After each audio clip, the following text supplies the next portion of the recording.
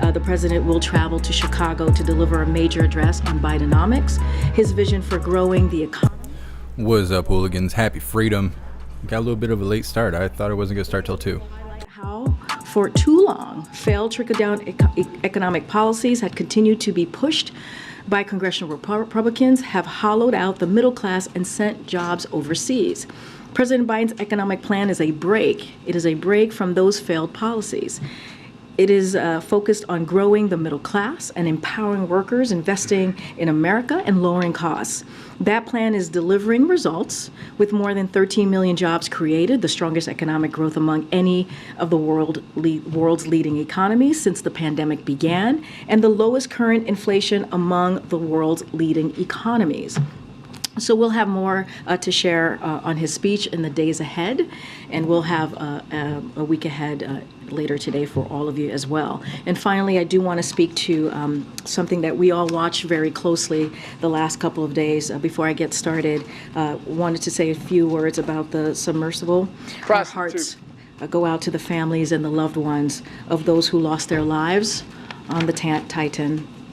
They have been through a tragic ordeal over the past few days, and we are keeping them in our thoughts and prayers. We would also like to thank the United States Coast Guards, our Canadian, British, and French partners, and everyone who participated in the search and rescue efforts these past couple of days. This whole effort has been a testament to the skill and also the professionalism that the men and women who serve our nation continue to demonstrate, continue to show each and every day. With that, as you all know, the Admiral is here to join me at the podium to speak to any questions that you may have after the Prime Minister's visit yesterday and any other foreign policy matters that you all may have questions on. Admiral, the podium is yours. Thank you. Afternoon, everybody.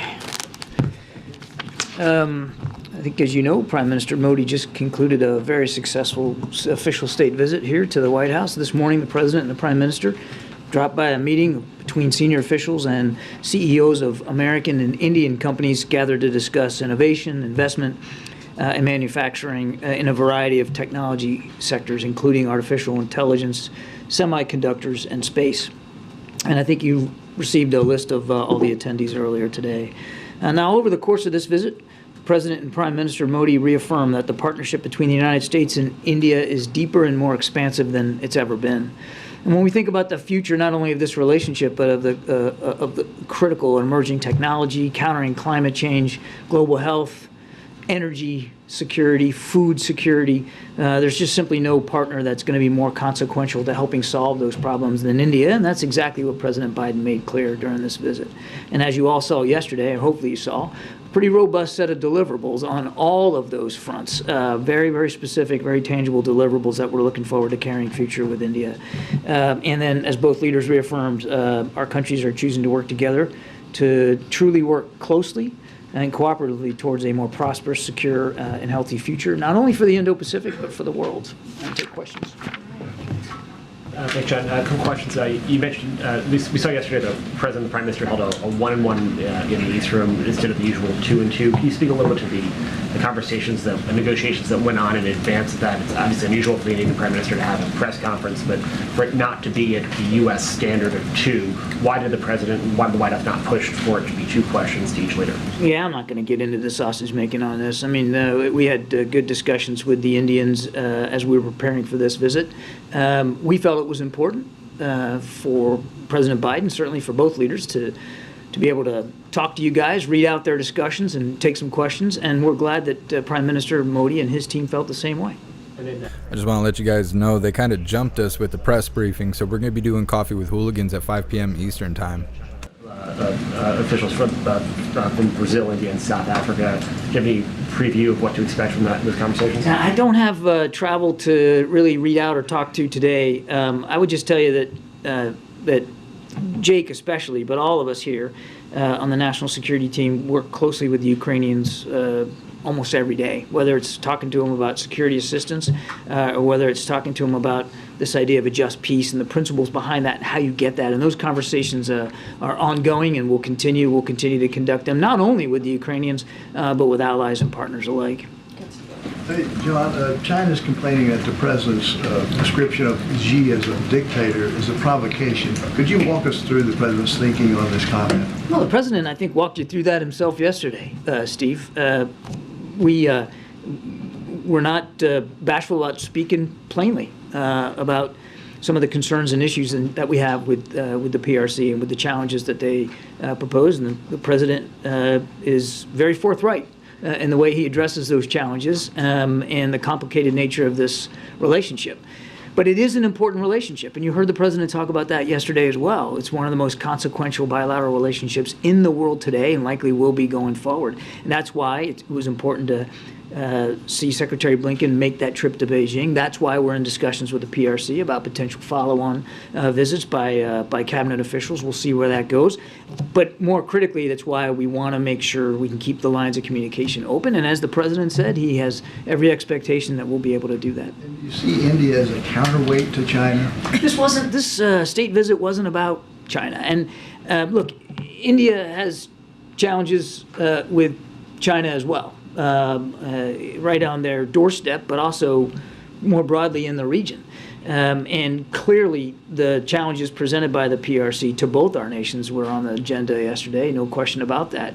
But this wasn't about leveraging India to be some sort of counterweight. India is a sovereign, independent state. They have their own foreign policy that they have to manage, and they live in a tough neighborhood. They are becoming an increasing exporter of security, which we welcome, and you could see a lot of that, our desire to improve the defense cooperation on hand yesterday in some of the deliverables, whether it's co-production of jet engines, whether it's their purchase of MQ-9 drones.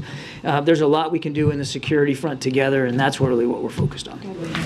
Thank you. So, John, just to follow up, you're saying that the U.S. does not view India as having any role in its overall competition against China.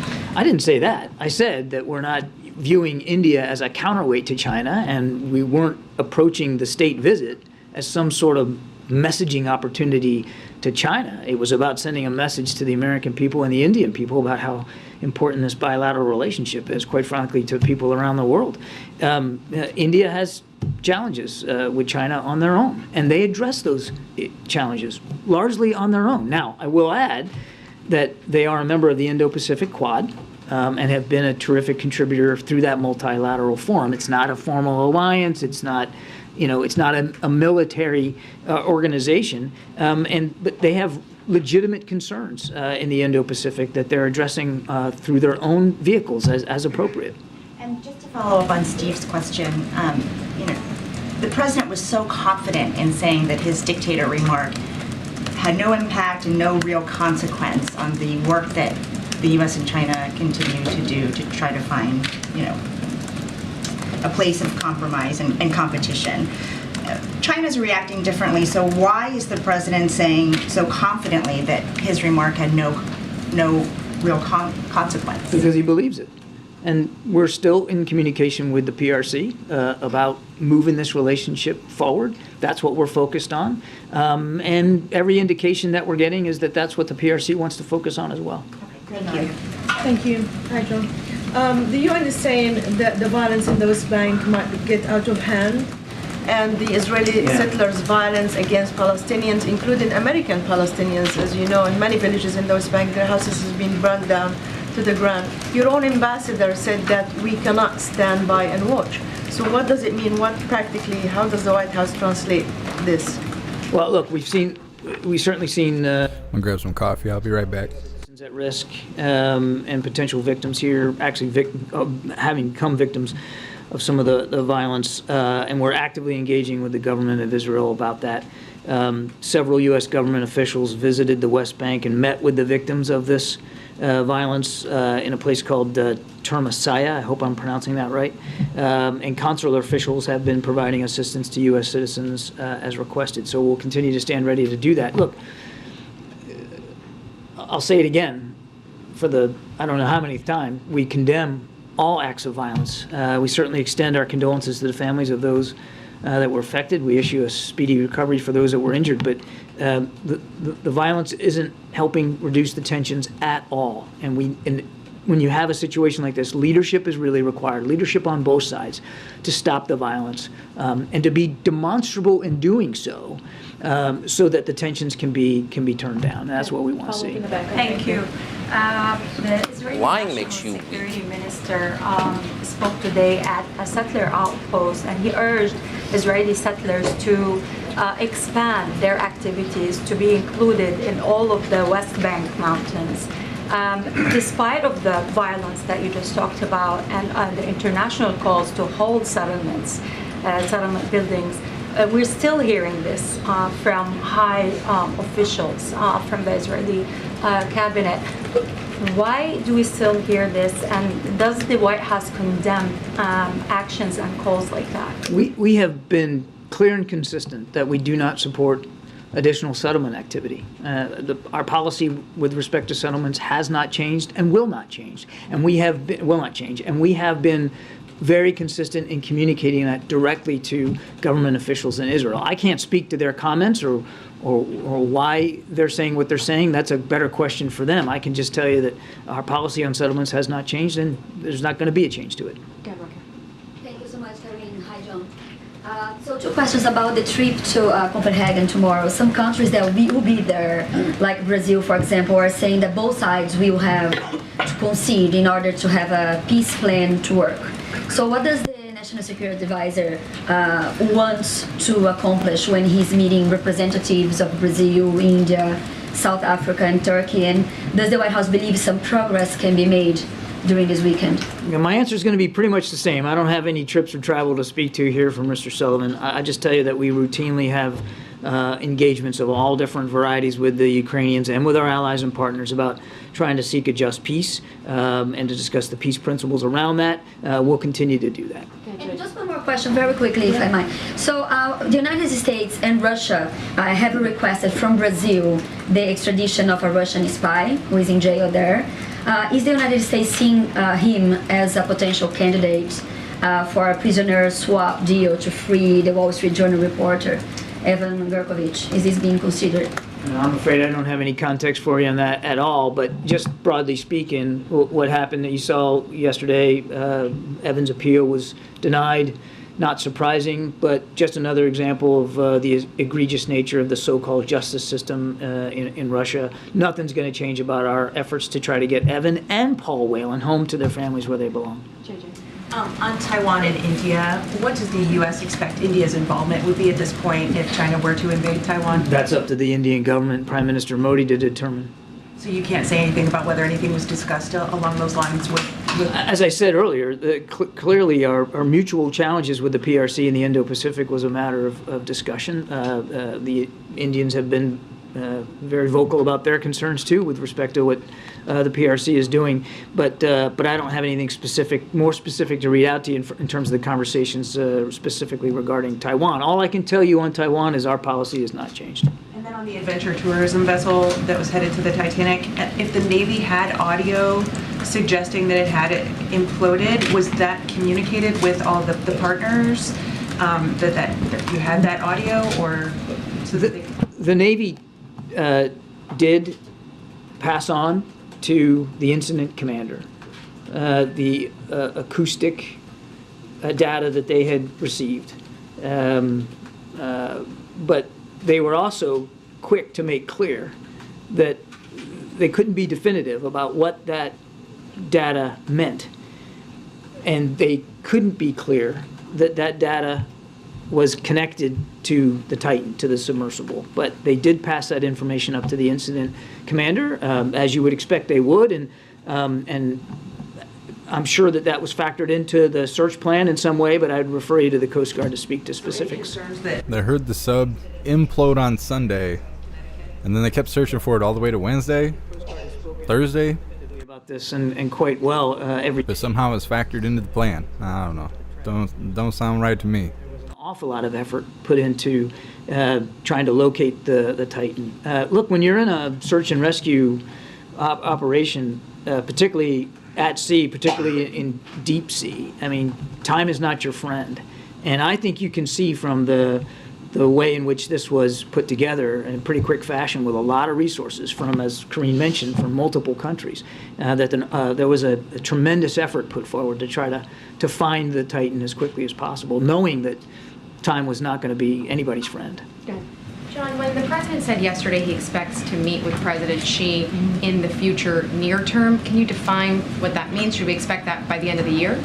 Near term, I don't have anything more specific for you than that. The president will absolutely get together with President Xi again in a bit at the appropriate time. I just don't have anything for you on that. And was the president satisfied yesterday with Prime Minister Modi's answer on human rights concerns in India?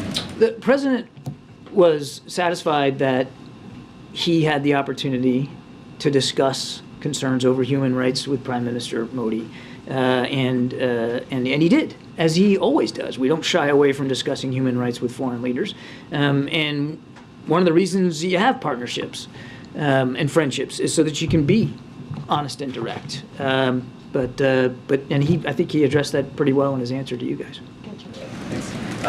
John, the president said in his comments yesterday that he doesn't believe his China comments have had any consequence. Isn't China issuing a démarche to the U.S. ambassador in Beijing a consequence? If démarches issued by nations against other nations were some sort of bellwether for whether a relationship was collapsing or in any danger, my goodness, Jeremy, a démarche is a démarche that happens all the time. I'm not going to get into the specifics. I'm not going to get into the specifics of this one. The president's firm that this relationship matters. It's important. We need to move it forward, and he's absolutely confident that we'll be able to. Let me ask you this. Other than the démarche, have you seen any other consequences? No. In the relationship? No. Nothing. And then secondly, the president in his comments at that fundraiser, he also revealed a U.S. intelligence assessment that she was not aware of the spy balloon flying over the U.S. in February. What was the strategic value of disclosing that intelligence at a fundraiser? That wasn't a disclosure. That's been in the public domain. Not on the record from any... Yeah, it has been. Yeah, it was. It was. A senior defense official had talked about it before on the record, that was a possibility. Yeah. Thank you, Corinne. Hi, John. Honestly, I'm a little confused why you're not confirming Jake Sullivan's trip to Copenhagen, but especially because it's been reported by other countries' media who is attending. But let me try this way. Can you specify the kind of request that was made by the president to Prime Minister Modi in terms of supporting or getting the support of Global South countries for Ukraine? And also on that note, did the president and the prime minister discuss whether President Putin will be welcome at the G20 in New Delhi? I don't have anything additional to speak to with respect to the G20 and how that's shaping up. That's really for our Indian counterparts to speak to. And I'm not going to get into any greater detail on the discussions than what the two leaders talked to you guys about from the podium. And as for Jake's travel, if and when we have some travel to talk to, then by goodness, we'll talk about it. Okay, and one more question on the Zaporizhia nuclear power plant. There's a little bit of confusion. I think President Zelensky is saying, or was said yesterday, that Russia is plotting a terror attack on the nuclear power plant. President Putin today is urging the International Atomic Energy Agency to ensure that Ukraine does not attack the power plant. What is the administration's understanding on this? What's your assessment? And are there anything that you're doing in particular to that issue? We're continuing to monitor it closely. We are able to monitor some radiation sensors that are around the plant, and thus far we've detected no elevated levels of radioactivity. Do you have any sense of who's going to attack, if anyone is? Look, I've seen those reports, I've seen those comments. I just don't have anything to confirm them or speak to the validity of them. The only other thing I'd say, and we've said this before too, is that I think we should all be able to agree that a nuclear power plant is not a great site for military operations one way or the other.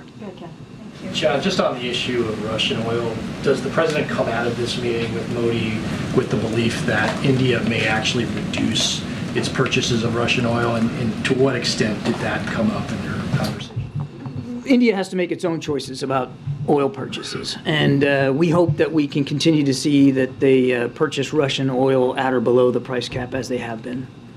And then just on NATO, the president's going to be leaving in a couple of weeks. Where do things stand in terms of, his effort to help Sweden become a member of NATO? Should we expect a call with Erdogan in the coming weeks? There's conversations ongoing between the Swedish government and President Erdogan. We have been encouraging those conversations to continue. It's important for them to do that. And as the president has said, he's confident that the two nations will be able to come to an accord and will be able to welcome Sweden as the 32nd ally in NATO. I couldn't begin right now to give you like a time frame of what that's going to look like, when and under what circumstances. But the fact that they're still talking is a good thing. And again, the president remains optimistic. Thanks, Karim. John, in light of what's happening in the West Bank, many scholars believe that the two-state solution option is not viable, yet you are stressing that it is viable. The question, you didn't do anything actively to revive the talks between the Israeli and the Palestinians. Why? And I have another question. We have been engaging both sides. And when the president visited last summer, he met with Palestinian leaders as well as Israeli leaders, and we have followed up through diplomatic channels ever since then. And we're not walking away from the belief in a viable two-state solution. We absolutely still believe that that's possible. So I just actually take issue with the, with the implication in the question that we don't care about this, or we're not following up on it, or that we're not engaging. We absolutely are. Can you please confirm that the State Department informed the government agency that scientific and technical cooperation with Israel beyond the Green Line is not consistent with the law? I'm sorry, can you repeat that? Yes. The State Department informed all the government agencies that scientific and technical cooperation with Israel beyond the Green Line is not consistent with the law. Can you confirm that? No, I can't. I don't have anything for you on that. Thank you, Colleen, and thank you, John. I have two. Oh my goodness, get Kirby off the stage. We don't care. We want KJP to rage quit. Dictator's remark to China. Today, Chinese government announced that it would use other methods, and China would not exert influence on North Korea issues. How will you respond to this? And second question on North Korea. North Korea continues to develop the nuclear missile, and with the cryptocurrency and cyber hacking. What action is the United States taking currently, and what was specifically discussed at the U.S.-South Korea cybersecurity talks this week? Well, I make it a habit not to talk about cybersecurity talks very much, for good reason. But on your first question, look, we know that Beijing has influence in Pyongyang, and we continue to urge them to use that influence. Thank you so much, MT Coiner, for continuing the membership program for 30 months. You're officially a hooligan, and I appreciate you. Thank you. Thank you so much, Craig, for that $10 donation. I appreciate you, Craig. Thank you.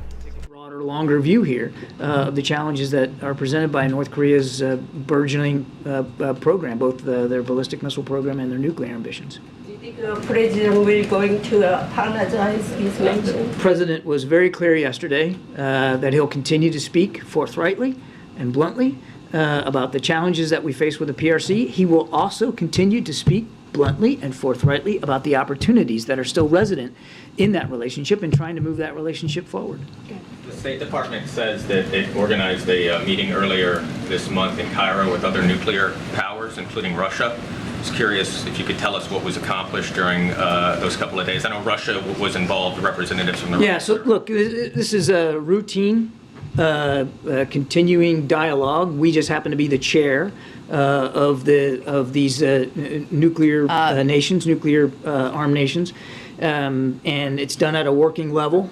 This one was in Cairo earlier this month. We chaired it. It was a good opportunity. The State Department put a statement out. I'd certainly encourage you to talk to them, but It was a good opportunity for dialogue about nuclear safety protocols and procedures. It's done at a working level. But it's not like a precursor to any like broader talks, is it? Relates to like It is a new treaties or anything like that? No, it's a routine process. We happen to be the chair, and we convene the meeting as the chair of this working group, and it is at a working group level. Thanks, John. So back to India. Is it this push for American companies to do more business? This push for American companies to do more business in India, is that a way to move away from China? A way to move for who to move away from China? From the U.S. Is pushing U.S. companies to do business in India a way to move those companies away from China? It's a way to encourage mutual investment with India. Last two, Karen. Thanks. President Zelensky said this week that the pace of the counteroffensive is moving slower than desired. Is the administration concerned right now about the pace and what you guys are seeing and hearing from talking with Ukrainian officials? We're focused on making sure that the Ukrainian armed forces have everything that they need to be successful. War is unpredictable, and the enemy gets a vote. And I'm certainly not going to get up here and speak to Ukrainian offensive operations. They should be the ones to do that. But I don't think that they went into this with some sort of false sense of confidence about how tough it was going to be. It's not as if the Russians, and we talked about this many times from here, that the Russians were preparing for this, throwing bodies at the problem set, putting in additional forces, building defense lines, sometimes 3 lines deep. It's not as if the Russians weren't preparing for defense, and defense is a strong form of war. And the Ukrainians are fighting through this. I think we just all have to recognize that the combat can be unpredictable, and sometimes your plans don't always go exactly the way that you expected them to, but that's what's expected when you're in combat. What we're going to focus on again is making sure that they can be ultimately successful. All right, James, and then behind you, the last word. But James, go first. Green, thank you as always. Admiral, thank you. The House Ways and Means Committee yesterday released documents, their authenticity nowhere challenged. That included a July 2017 WhatsApp message sent by Hunter Biden to Henry Zhao, a Chinese Communist Party official, which stated in its entirety, and I quote, "I am sitting here with my father, and we would like to understand why the commitment made has not been fulfilled. Tell the director that I would like to resolve this now before it gets out of hand, and now means tonight. And Z, if I get a call or text from anyone involved in this other than you, Zhang, or the chairman, I will make certain that between the man sitting next to me and every person he knows, and my ability to forever hold a grudge, that you will regret not following my direction. I am sitting here waiting for the call with my father," unquote. So just a couple of questions about this.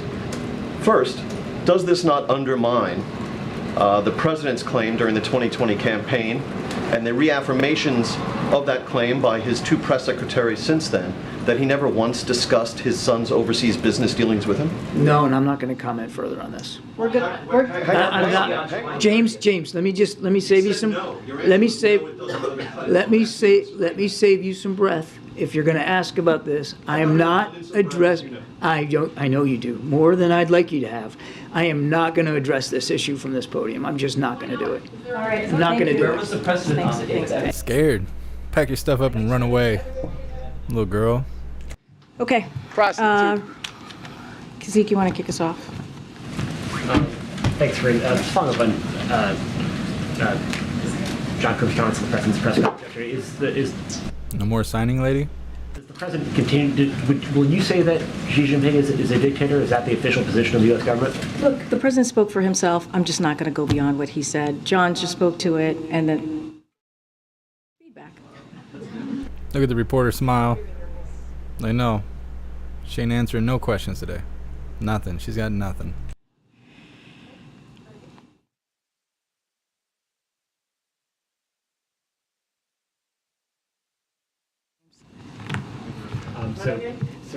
Is it good? We're good to go? No.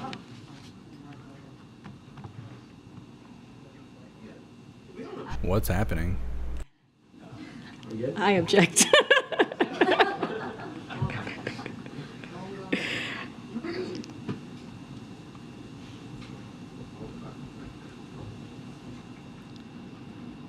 what is going on?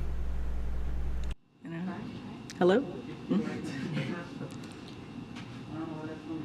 you need me to call Walker, or is it? Do they think they lost the live?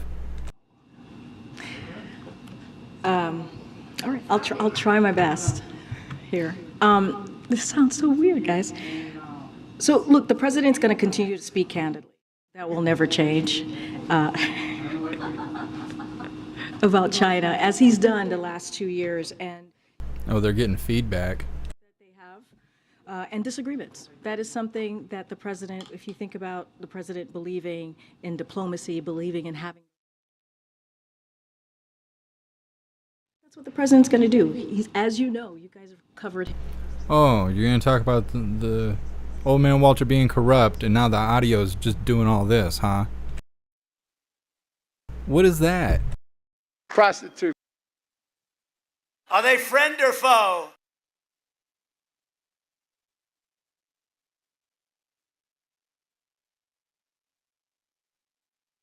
Shanti, they're muting the mic so we can't hear what they're saying. Yeah, that's what I think.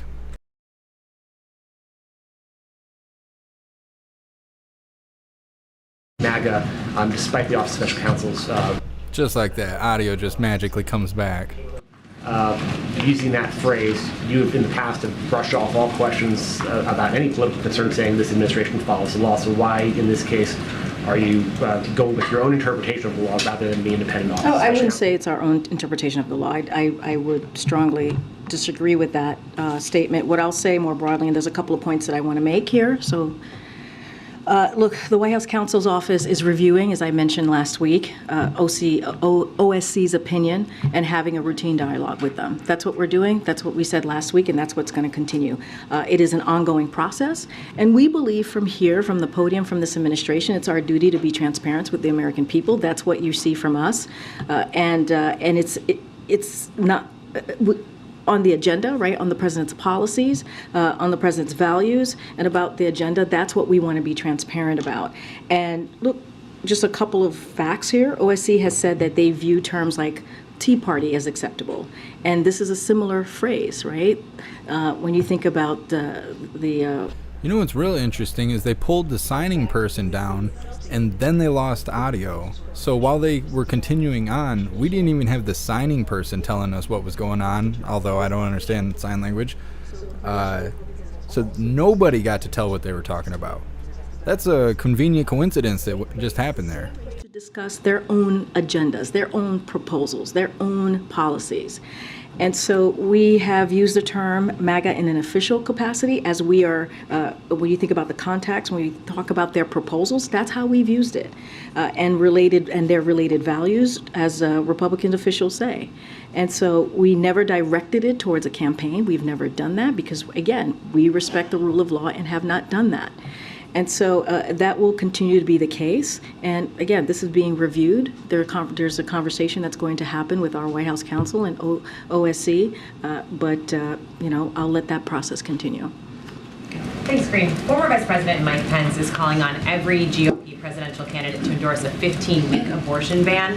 In what ways does this administration expect that abortion access and reproductive rights would be targeted if Republicans take control of the White House? So just want to be really mindful, as I was just asked about the Hatch Act. I'm not going to comment on any specific Republican candidate here or anything that's related to 2024. What I can speak to easily is more broadly, and we've seen it. You've heard me at the top talk about how this president and the vice president is going to continue to fight for fundamental rights as we see it when it comes to reproductive rights, when it comes to having access and women being able to make a decision on their own body, to have that conversation with doctors. That's something that the president's and the vice president's going to continue to fight on. As it relates to just more broadly here, to your question about the 15-week or 12 weeks, whatever it is, look, we have seen from Americans, majority of Americans, who do not want politicians making their healthcare decisions for them. That's been clear. We've seen that in majority of Killing fetuses is not healthcare.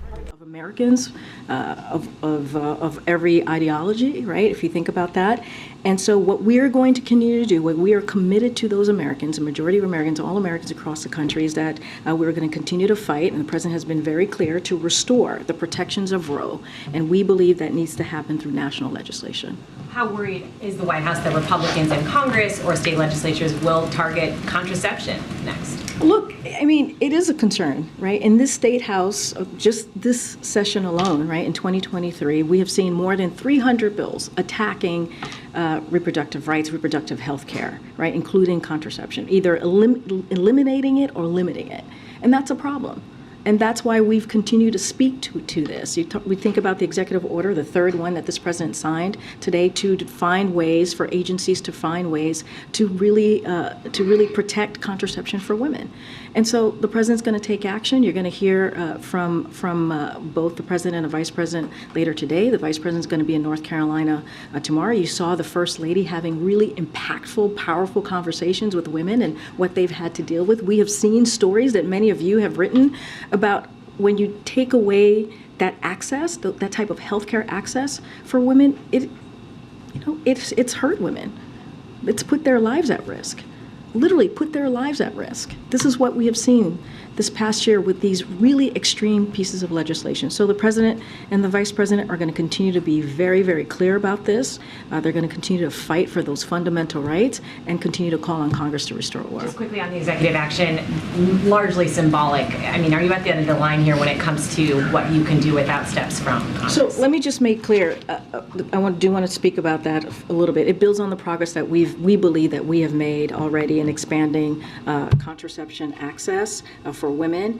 If you think about the Affordable Care Act, it helped millions of women save billions of dollars on birth control that they need and want. And so we understand that there are gaps still when They explain everything starting off by saying we believe. Not what is factual, just what's in the belief system. I don't know. That's the whole problem with the softies. They just work off what they believe, not what's real. It lowers out-of-pocket costs. It maximizes contraception through access through the following ways: insurance coverage for those covered under the Affordable Care Act, as I just mentioned, Medicaid, Medicare, federal-funded health care programs, including community health centers, and also Title X clinics, and the Indian Health Service, public education targeted at employees, college students, veterans, and service members. So we don't believe this is symbolic. We believe that this is another step to really deal with this gap that we're seeing across the country, and to do everything that we can to continue to fight for fundamental rights. Would the White House like to see an investigation into what happened with this submersible? Look, I can't speak to that from here. I will leave it to others. What do you mean what happened? To speak to it. I'm just not going to comment on that from here. The speech you mentioned in Chicago, will the president offer some new proposals, or just his policies repackaged? So I think. See him covering his mouth? That body language means he has something he wants to say, but he knows he can't say it. A little bit more as we get closer to Wednesday. Look, I think it's important. This is a continuation, if you will, of the kickoff of the Invest in America, right? This is the second tour. We've heard us say that we're about to kick off the second tour. And so the president wanted to lay out what he's going to do, his economic vision in this country. He wants to speak directly to the American people to do so. As you all have stated to me, some Americans don't quite know all the full impact of the president's economic policy. So this is an opportunity for the president to go to Illinois and do just that. And it's going to be centered on working people, I can say that, and growing the middle class, as we've talked about many times before. And it is going to be, this is, a cornerstone of his speech. And so I think it's important. He thinks it's important for the American people to hear directly from him as he talks about his economic vision, as he talks about how he sees the next several months and the next several years when it relates to how he wants to continue to grow the economy without making sure no one is left behind. And that's what you're going to hear from him. Of course, he's going to lift up the successes that we have seen the last 2 years. You've heard me say this at the beginning of the briefing, with the 13 million jobs created, unemployment at a record low, making sure that we're bringing back manufacturing jobs, 800,000 manufacturing jobs created. If you think about inflation, it's the lowest that we have seen since it went down by more than 50% in the past, since 11 months, in the past 12 months, and that matters. And we think that matters. So he's going to talk directly to the American people to make that very, very clear, and what we've been trying to do and what we will continue to do as it relates to lowering costs and dealing with an economy that works for all. Go ahead. Thanks, Karine. To follow up on that question, with the president's speech on the economy next week, it seems like he's entering a mode where he's more willing to embrace the current economy, to tout the economic progress that he believes has been made. Is that a reflection of the fact that you guys feel like inflation has cooled significantly to a point where you think this is a trend that is durable, and that you feel like you've kind of turned the corner, and so that's going to be reflected in the president's messaging as well? So look, the president talks about the economy every chance that he can, and tries to communicate with the American people and really meet them where they are. When he's not accepting $5 million bribes. Key priority for them. That's what they want to see. And so, of course, the president's always going to try to meet Americans where they are. That's why you hear us talk about gas prices going down. You hear us talk about Inflation Reduction Act, a historic piece of legislation, as you all know, that's going to lower energy costs, lower health care. There are things here that he has done in the last 2 years that we have talked about over and over and over again. This gives him an opportunity to do it in a way that he talks about it in a fulsome, if you will, way and approach. Where he'll be in Illinois, he'll talk about Biden economics more broadly. He'll talk about the next kind of how he sees the future and dealing with the economy. And I think that's all incredibly important. Look, I think as you talk about the economy and where it's going, we've been very clear. We believe that we're headed to a slow and steady growth. We believe that the work that the president has done with economic policy, as he continues to move forward with it, as you continue to implement those really key important pieces of legislation, is going to continue to grow important jobs, jobs that are union jobs that are going to be able for Americans to put food on their table. All of these things are important. But like I said, we understand that a lot of Americans don't know what the president has done. I'm just trying to get a better sense of why now for this speech. Is it tied to the progress in the economy? Is it tied to just like the moment we are in the political season? I mean, what? I think it's a combination of things, right? We've shared the good news that we've heard from the data over the past several months, right? We've put that out there. We lift up how inflation has gone down, as you just stated. And also, we want to continue to talk about the historic legislation, right? So this is all very important. We talked about the Invest in America. We talked about doing the second portion of the tour. So all of this is all kind of... talking and believing. That's all they do over there. This cornerstone speech, right? This really important speech to the American people. So we're trying to have a steady drumbeat, right? A steady drumbeat of making sure we're communicating with the American people, not just the data, right? Not just a piece of legislation, but giving the opportunity for the president to talk about his economic plan more broadly. And that's what you're going to see. And again, a steady drumbeat, something that's been very consistent. He talks about his economic plan consistently, and the legislations, clearly, the historic pieces of legislation that we bring up, is all connected to building an economy that grows for everyone, certainly not trickle down, but something that grows from the bottom up, middle out. And then secondly, the president invited his son Hunter to the state dinner last night. I'm wondering if you could take us into the thinking and the decision-making of why the president decided to invite his son. I'm just not going to get into personal family discussion. As you know, Hunter is his son. I'm just not going to get into it. Let me ask you this. If Hunter Biden wasn't the president's son, would he have invited someone who had just reached a plea agreement with federal prosecutors 2 days earlier? A couple of things. Again, that's his son. He's a family member. It is not uncommon for family members to attend events at the White House. You could look at past presidents. I'm sure you have. Even if they're felon crackheads? As it relates to anything related to Hunter, I'm just not going to respond to it from here. Can I follow up on that? No, I just called in somebody. Go ahead. Yeah. So Kirby wouldn't answer James's question, though. Are you going to answer the question? I mean, not a reasonable question to ask, whether the President of the United States was involved, as this message seems to suggest, in some sort of a coercive conversation for business dealings by his son. Is that something, if he wasn't, then maybe you should tell us? So here's the thing, and I appreciate the question. I believe my colleague at the White House Counsel has answered this question already, has dealt with this, has made it very clear.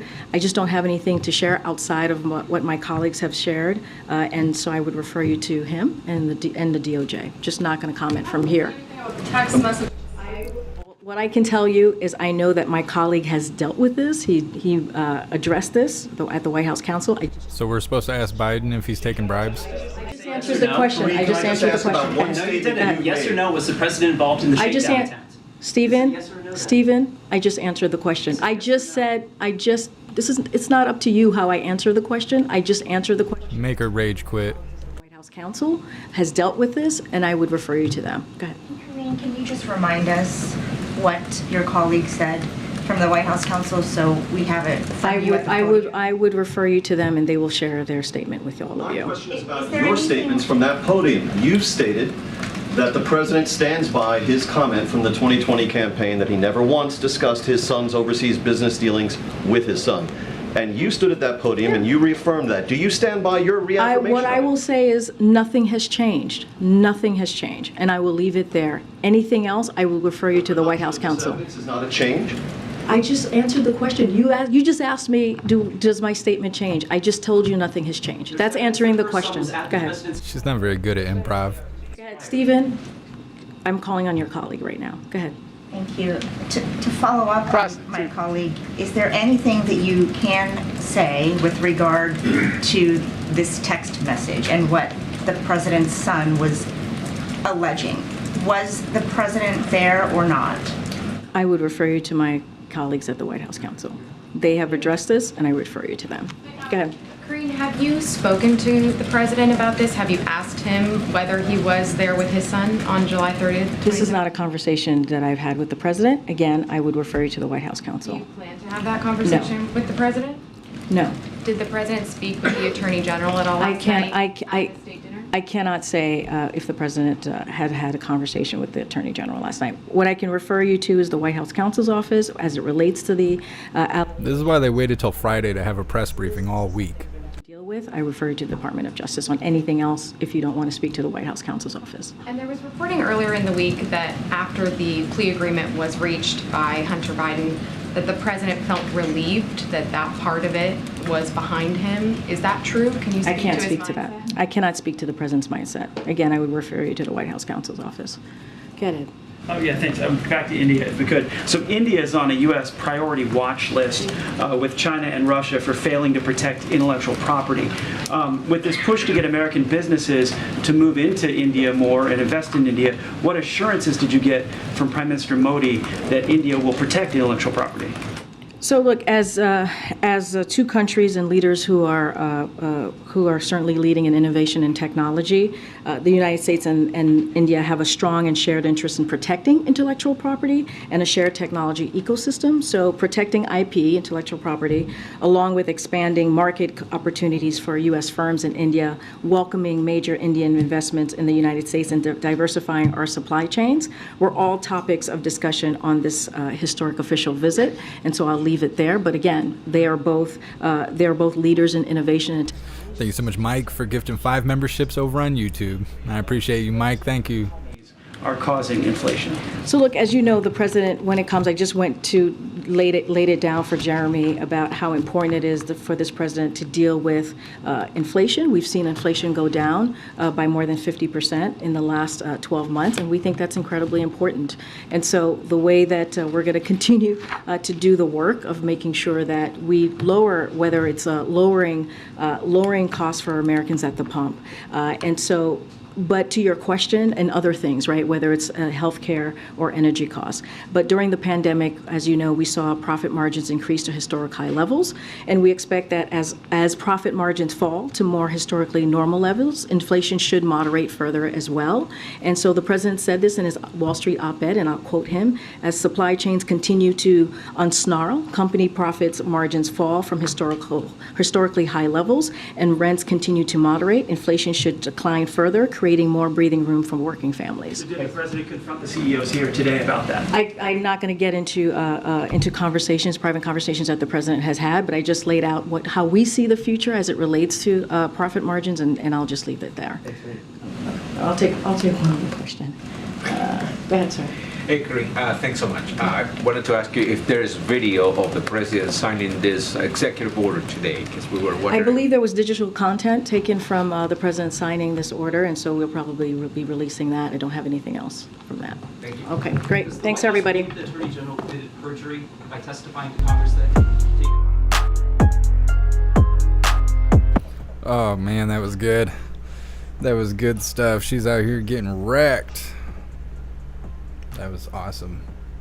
She's gonna cry in the car. That was awesome. Well, if she comes back on Monday, they should just keep it going. They should keep it going. That's what I think. They should keep putting pressure on her until she folds. She either answers the question or just rage quits. How long can she go on just not answering questions? It's been long enough. And then I like how she's like, yeah, you gotta ask him. Oh yeah, we'll ask him if he's corrupt. He won't lie. It's good stuff. Alright, hooligans. Well, we're gonna be doing Coffee with Hooligans at 5 p.m. Eastern time today, and then we'll be playing the game, I think at 8 p.m. Eastern time over on JeffMAC Gaming. That's the schedule. Drop a 1 in the chat if you want to do a Pledge of Allegiance right now. Otherwise, we'll hold off until Coffee with Hooligans.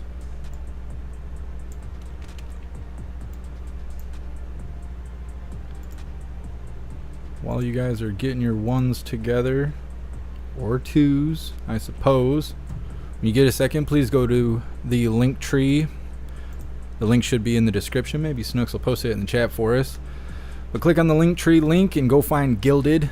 Gilded is free and currently the best way to receive notifications for when and where we go live. Every time we go live, there's a news board on Gilded to keep you up to date with everything going on around the world. And there's a ton of hooligans in there chatting around the clock for you to hang out with. So definitely go join Gilded. Also on the Linktree, you can find links for the merch store if you'd like to grab some merch. We have shirts, hoodies, stickers, coffee mugs, and other specialty items. Everything is displayed in black and white or white and black, but if you find something you like, just click on that item to see all the different colors that item comes in. You can also find links for PayPal, Cash App, Venmo, Stripe, Zelle, Buy Me a Coffee, and Locals if you'd like to help support what I do. There's also a link to the Amazon wish list if you would like to send me stuff.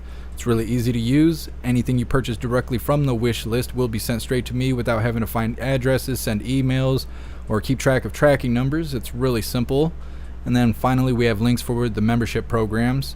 We have memberships for YouTube, Gilded, Discord, Odyssey, Rumble, and Twitch. And at the top of the link tree there, you can claim a free week membership for jeffmaclive.com. No strings attached. You won't be charged after your week is up or anything like that. But with a membership, you'll have access to your own profile for our private social media area. You'll have access to our group chat rooms and group pages. You'll have access to our live streaming area with the built-in chat. And you'll have access to our advanced messaging system with the ability to text, call, video call, group text, group call, group video call, and the ability to upload all digital media that has ever existed. It is the home of the hooligans, so go join jeffmaclive.com. All right. Seeing some 1s. Oh yes, there's a plethora of 1s. Let's go ahead. Do the thing. Let's do the thing. All right, hooligans, please join me for the Pledge of Allegiance. I pledge allegiance to the flag of the United States of America and to the republic for which it stands, one nation, under God, indivisible, with liberty and justice for all. It's always good to do the pledge. All right, hooligans, like I said, we'll be live again 5 p.m. Eastern time for Coffee with Hooligans, covering everything going on. I appreciate all of you being here. I will see you later today, and then as I said a little bit ago, probably about 8 p.m. Eastern time, we'll be playing the game. We got Fallout New Vegas going. It's pretty good, so if you want to do something fun and kind of refresh from all the news later on today, come join us for some gaming over at JeffMAC Gaming. I appreciate all of you being here. Big shout out to everyone that made donations, joined the membership program, or purchased any merch. I really appreciate all of you hooligans, and I would not be able to do this without you. So thank you so much for all your support. I'll see you on the next live. Until then, stand tall, shine bright, and that's a wrap.